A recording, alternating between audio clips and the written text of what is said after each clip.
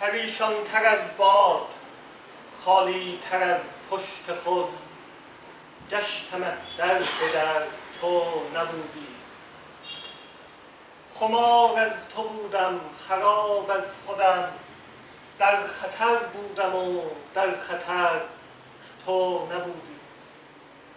من از درد لبریز بودم، مرا سر کشیدی و دیوانه گشتی.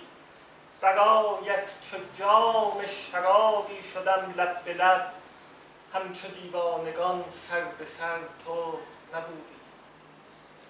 بر آتش نهادیم خود را، نه سیمرغ بود و نه حیله، نه رویین تنی بود ما را. در آن دم که رستم بر آتش سپر داشت، من سینه کردم سپر، تو نبودی. و ما دست رو گشته را مشت کردیم، دنیا به مردان ما پشت می کرد.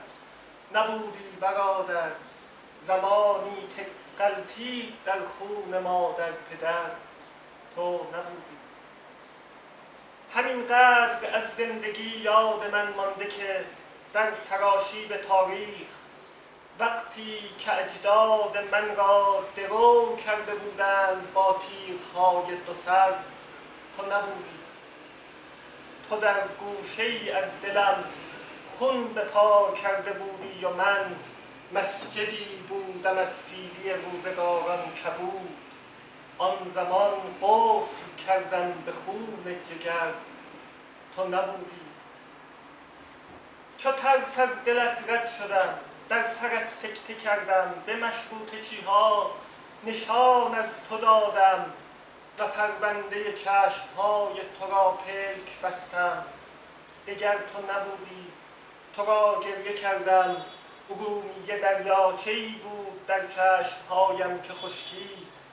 تو را گریه کردم به تلخی در آن آخرین قطره شور و شر، تو نبودی.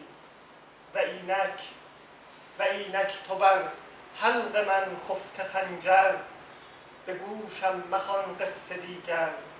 تو دشمن شدی در لباس برادر، همینقدر بودی از این بیشتر تو نبودی.